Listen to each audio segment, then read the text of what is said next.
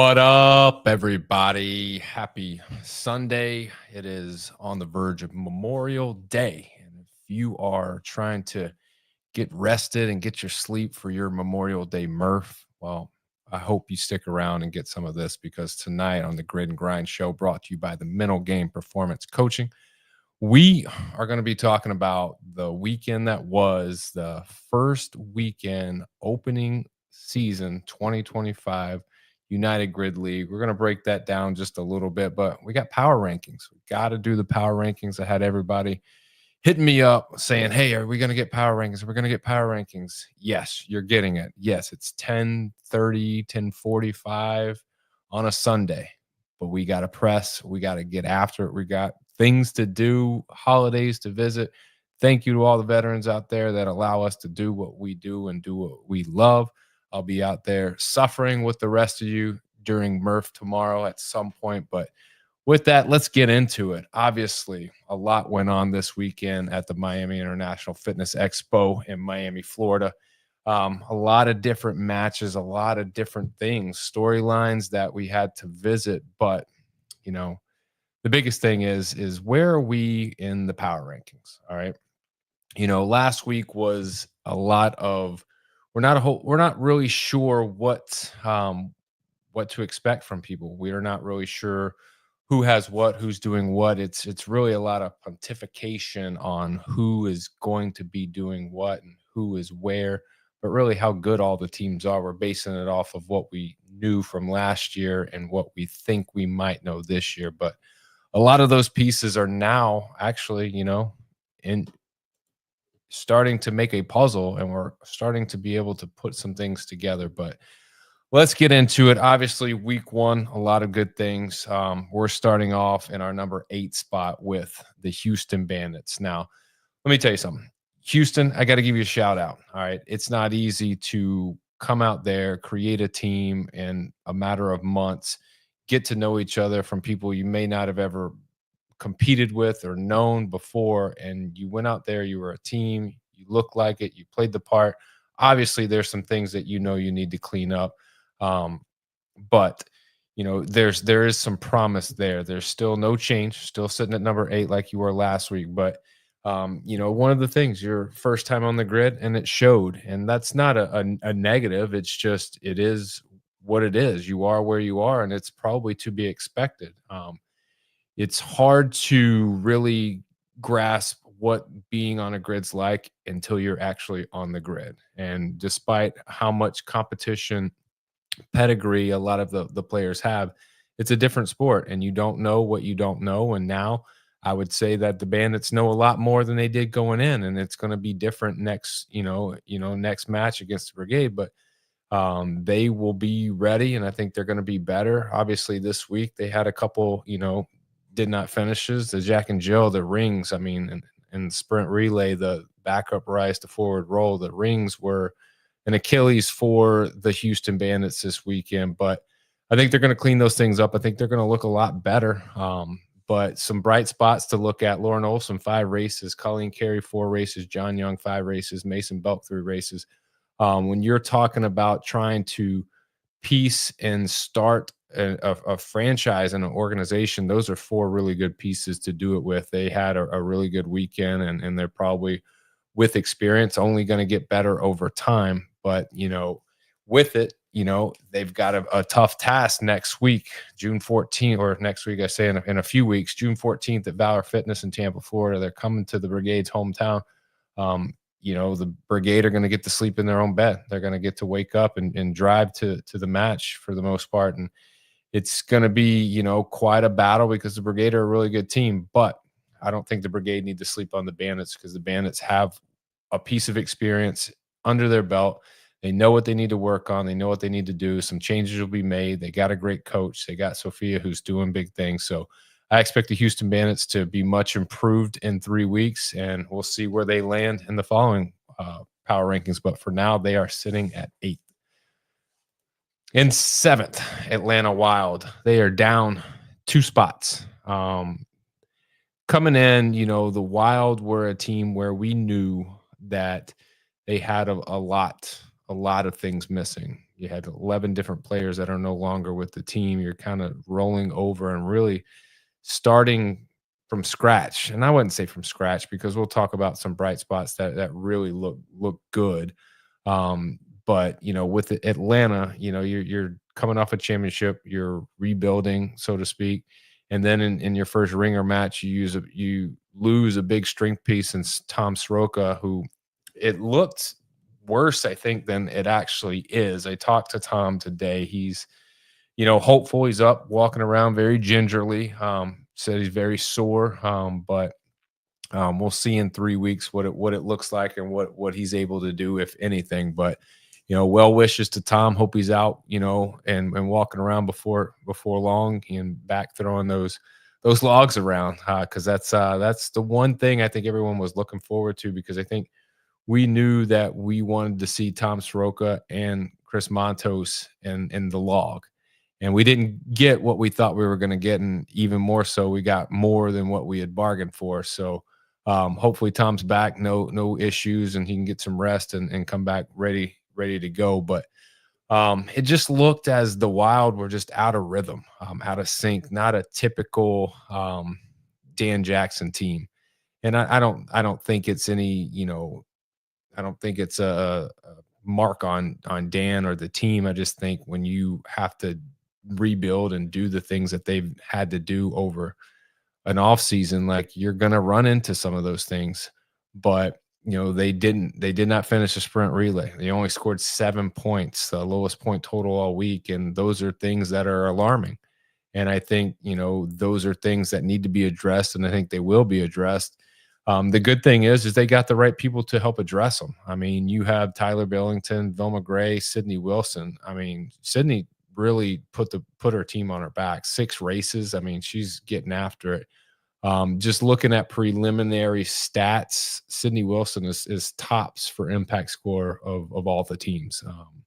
And obviously there's more to tighten up with the stats and some things to need to go in there. But right now she's sitting at the top, and she's earned it. I mean, you look back on what she was able to accomplish. I mean, every EV score that she had was high, and the things that she was doing was critical to their overall success of the Wild. But they have surprises like Bryn Carrick and Matt Phelan, who stepped up as utility players. They were doing it all, and that's what you got to have. Much like the Bandits, you have now a core group right there that you can build upon. And the good thing is Tyler and Velma and Sydney, and even Carrie, like, they have experience. They know what it's supposed to look like and feel like and be like. And I think if they can get everybody on board with that, they'll get better. But for now, they're down 2 spots. They're in the 7th hole, and they got the Lions, who is a tough team, coming up on June 14th in Tampa. So hopefully the Wild get better, figure it out, and we'll see. And hopefully they can press the Lions and make it a competitive match. Coming in at number 6, you got the Venom, up 1 spot from last week. And they're still figuring themselves out.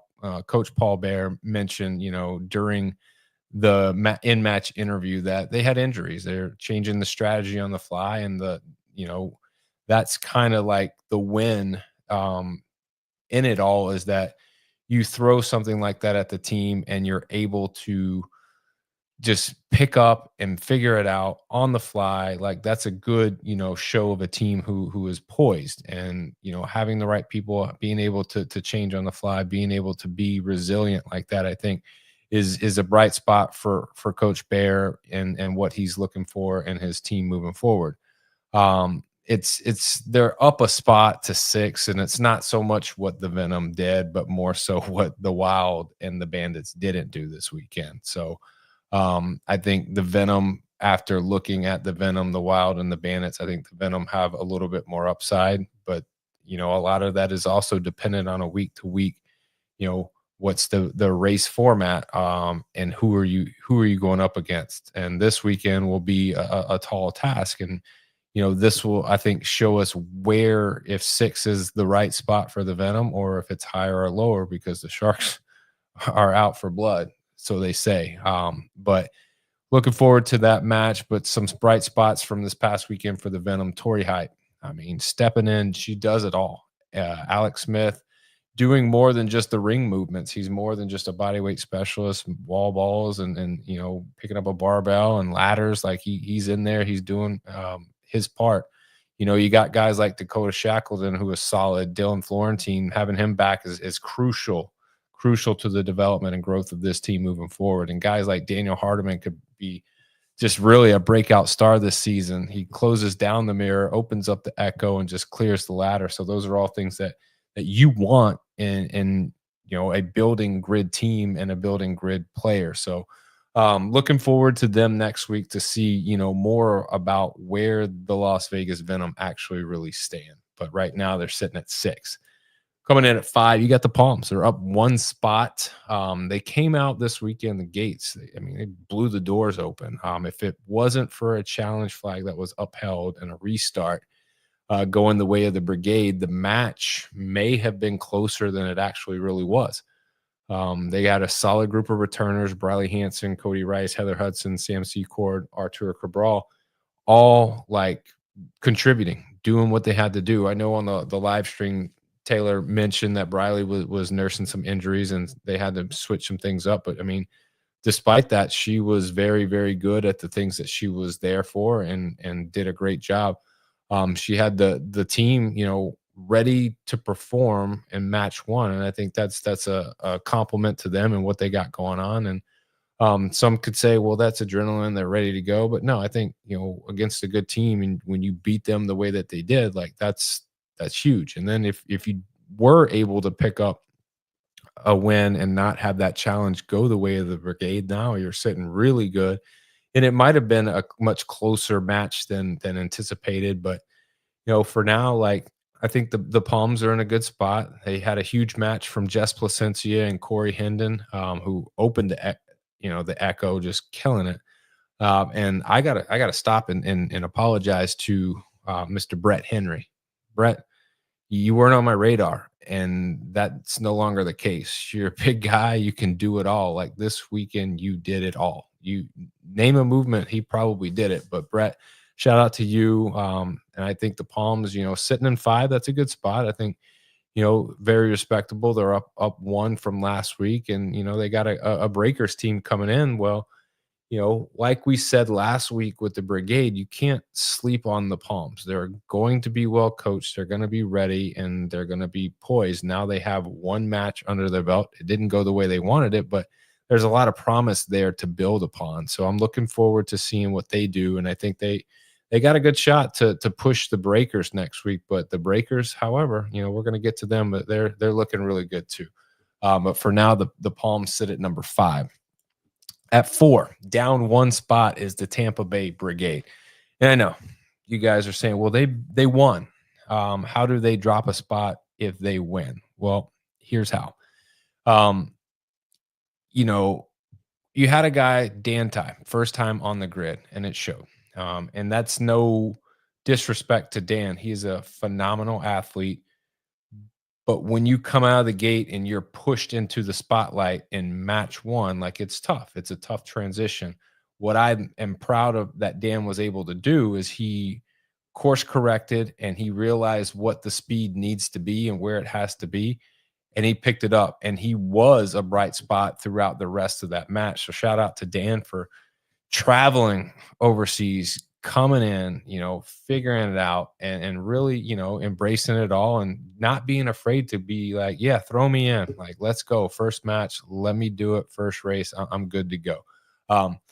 So that's kind of the bright spot for Dan, is that now he has this experience and he knows, okay, I know what I need to do, where I need to be, the speed at which I need to be at, the intensity, and all of that is tough to gauge when you're remote practicing.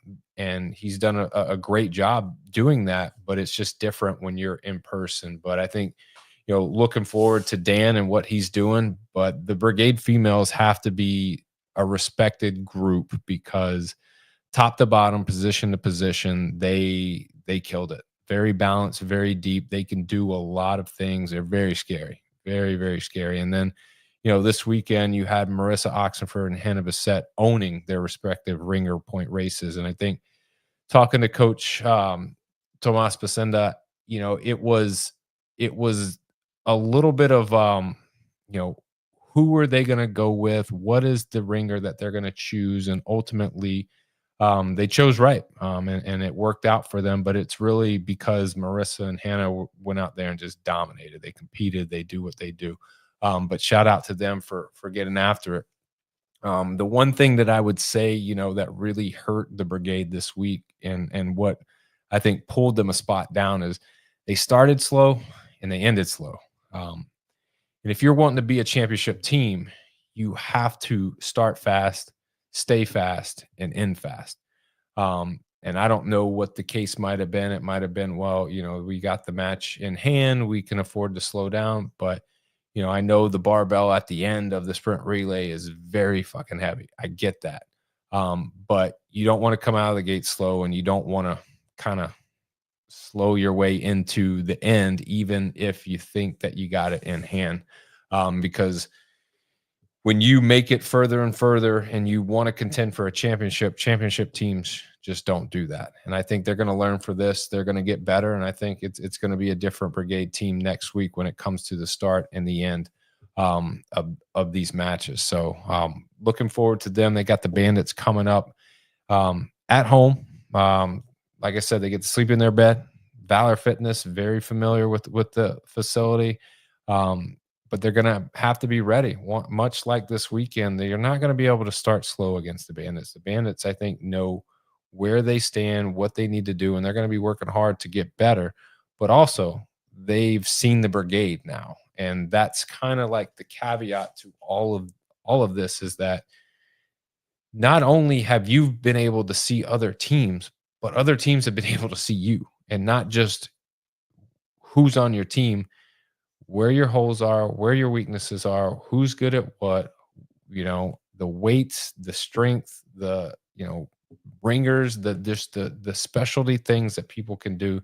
None of that's really a secret anymore. People have a really good idea of who's who and who can do what. And that can make a difference in close races. So I think Tampa needs to get out early. They need to stay out, and they need to finish strong. They can't get into a mud fight or a rock fight with the Bandits. It's probably going to be ugly if they do. But for now, they're sitting at 4, which is very respectable. At 3, moving up one spot, the Breakers.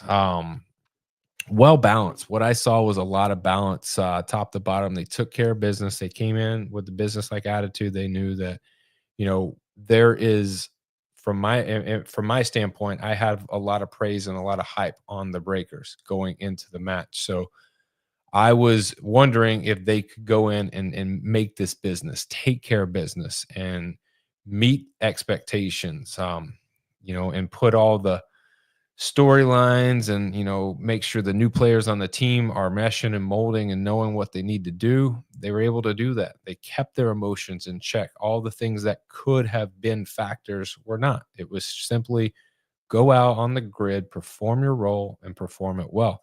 And you saw that. Very, very good performance for the Breakers this weekend. Some very bright spots. Vita Veterka, clearly on a mission. 7 races this match. She is just amazing.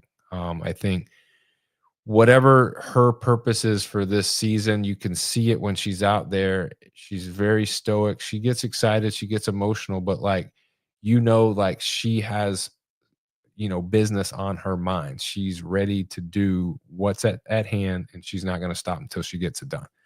JoJo and Alyssa making their presence felt in positive ways, in very positive ways for the Breakers. One of the things that, was the storyline over the offseason is, okay, well, what are they going to bring? What are they going to do? What's the attitude? What's the mentality? Is this going to be different? Clearly it was different. I'm not one to make, judgments on people I don't know from the past. I can only take what information is given to me, but based on what was out there, what I saw from JoJo and Alyssa was nothing close to what the things that have been said about them. They went out, they crushed it. Everything that they were doing it in a team first mentality, and they were awesome. So I think net positive for the Breakers, net positive for them. A change is sometimes good, and in this case, it looks like it was a great move for them. But learn the name, Evan Newman. Evan Newman. I mean, I think last year he was slept on. I think last year he was a guy who maybe didn't get enough love, but I'm telling you, this guy's strong, young. He's got a lot of different tools. He can bar muscle ups, ring muscle ups, throw the weight around. He can probably do burpees with speed. He can probably do pistol stick jump overs if you ask him. But the guy seems to be able to do it all. And I'm looking forward to Evan and seeing like his continued growth and his continued progression because I think between him and Vita, they could be the X factors of this team and being able to accomplish. Because you know what JoJo's going to bring, you know what Alyssa's going to bring, but Vita and Evan can do just a lot of things that maybe not all of the players on the team can do, and that's huge when you're talking about having depth of a roster and being able to, you know, have different options when you have these different race formats pop up. Um, but the Breakers up one spot, sitting at number 3. Very good spot for them. Next week they got the Palms. Palms coming off a respectable loss to the Brigade. Good team, but they're gonna change some things. They're gonna have a new strategy, and I'm sure it's gonna be a dogfight. So the Breakers got to be ready. They got to be prepared, and I think Matt will have them ready. They'll be businesslike. I like the suits from both Matt and Matt this weekend. They look good. Um, just like I said, they wanted to make this thing professional, and from everything I saw, everything looked very, very professional. So shout out to them for doing what they do. But the Breakers in a great spot at number 3. Number 2, no change. Fort Lauderdale Lions. You know, the big question is what would happen when you took the best of one team and mix it with the best of another? Well, it seems like it works pretty well, despite not finishing Jack and Jill race or getting all the players through the ladder in time. I think that will come with time and learning roles and those different things, just being on the grid and gaining that experience, and shaking the rust off, because you got to understand this is match 1 and a lot of players haven't been on a grid in a while. And so like it's just a different feeling when you're out there for the first time in the season. And I think these communication things, these little hiccups, they're gonna get hammered out. They're gonna figure it out because you got a coach like Jamie Gold. She's magic. She's working her magic on this team. She's making it work. She's getting it to work. And there's not a lot of coaches out there that could do that for this caliber of athlete that she's having stacked her roster with. So familiar names like Taylor Sturgis, Janine Nicole, Paula Leas, Eric Cardona, Briley Smith, they keep the roster balanced and deep, but it also can be very challenging for Jamie to be able to make sure that she's utilizing all of these players and trying to keep players happy and make them feel as though they're getting value and they're providing value to the team. Because at any given point, like with that many really good players, it's hard to play them all. It's a good problem to have, but it can be a problem. So interested to see moving forward as the match formats change, how she utilizes her roster. This week they got the Wild, and it's going to be another one of those opportunities where the Lions can win and should win. Uh, but there's something to be said for a team that has their back against the wall, and I think that's where the Wild are kind of sitting right now. They have their back against the wall, and that's a scary place to be. And some of the best fighters in the world love when their backs against the wall and love when people count them out and don't give them any credit, because that's when they're at their best. That's what they need. That's what they use as motivation to move forward. And I think for the Lions, they have to be prepared, because you have a good core group of people. You have Sydney Wilson, Vilma Gray, Tyler, Carrie Billington. You have people who know how to win, and they will, win if you let them. So the Fort Lauderdale Lions got to take care of business. They can't let up. They can't let the Wild do anything that's going to hinder what the Lions are trying to be able to do. So as of right now, Lions sitting again at number 2. And that brings us to number 1. No surprise here. The Sharks. No change. You could see the confidence in the Sharks from jump. When it's race time, you can see the switch flip, and they're ready. They gave total domination. Didn't lose a single race this weekend. Bright spots. Shout out Fico Gomez. Nice shirt, by the way. I love the Oprah shirt. Maybe I can get one. Maybe Oprah will sponsor the podcast. Who knows? But you know, with that being said, Fico does a lot of really good things, and he's taken a roster and he's not turned it over, not had to rebuild it, but strengthened it. And when you take a roster that was just in the championship team, it's really hard to make significant strength moves, and he did. It goes without saying that he has the right pieces and the right players to win a championship. It's just a matter of can they do it. And this weekend was a great step in that direction to tell people that they can do it. You know, you got Chelsea Ranieri and Blake Kidder, the go-to athletes. Kelsey Keel, great first match for the Sharks, looked good.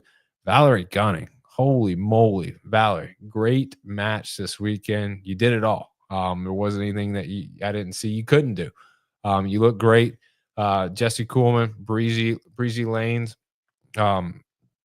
Back end of the Echoes, just picking up the barbell, and a lot of it was Blake Kidder not allowing them to drop the barbell, but they did their part, and I think that's what it is. I mean, the big thing is players doing their part, knowing their role, and just taking care of the business that they need to take care of and let everything else fall in place. And that's the one thing that I think solidifies the Sharks being number one right now is that everybody knows their role and everybody's doing it well. I haven't seen any flaws or any weaknesses as of yet.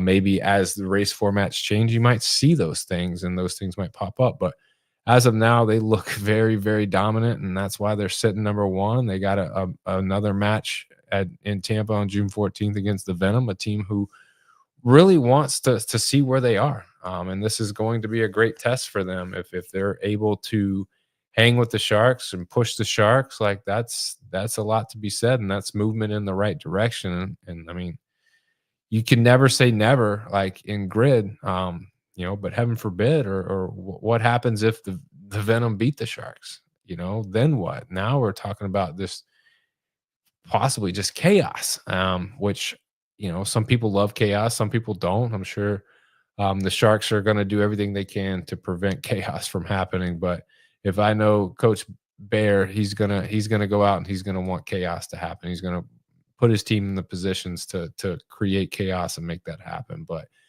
a solid weekend up and down, through the power rankings. I mean, you give a team, you give a match. There's storylines and great athletic efforts, great athleticism. We saw it all. Everything that you could possibly want in the opening week of the United Grid League season, it was there. I'm excited for Tampa. Going to be there on site finally and get to talk to people and just take it all in. It's going to be an experience. It's going to be awesome. It's going to be fun. And I'm looking forward to having everybody at their best, getting after it and doing their thing. And, just to recap, you got the Sharks at number one. You got the Fort Lauderdale Lions at 2, the Palm Beach Breakers at 3, Tampa Bay Brigade at 4, South Beach Palms at 5, the Las Vegas Venom at 6, the Atlanta Wild at 7, and the Houston Bandits at 8. And that's the power rankings. That's what we got. It's going to be a great year and a great season. We have Jen Wolf that's going to be on the podcast on Tuesday. She's the newest owner of the New York Wolves franchise. She's going to talk to us about how she found grid, how she got involved, what her plans are, I talked to her briefly through socials, and it seems like she is the type of person who has a big plan. And I want to dive into what is her plan for the Wolves, and what's the expectations, coaches, players, how are we doing, all of those different things. But be on the lookout for that, and we'll be back with more content throughout the week, and obviously throughout the weeks leading up to week 2 in Tampa. So appreciate everybody joining us. Appreciate the comments. Love y'all. Enjoy your Memorial Day, Murph. Appreciate our veterans out there, everyone who is working hard, and everybody who is loving loving the content. Keep loving it. Keep giving feedback. Hearts, hugs, love. We'll take it all. We'll see everybody on Tuesday. As always, remember, strong body, sharp minds, grit and grind all the time. We're out.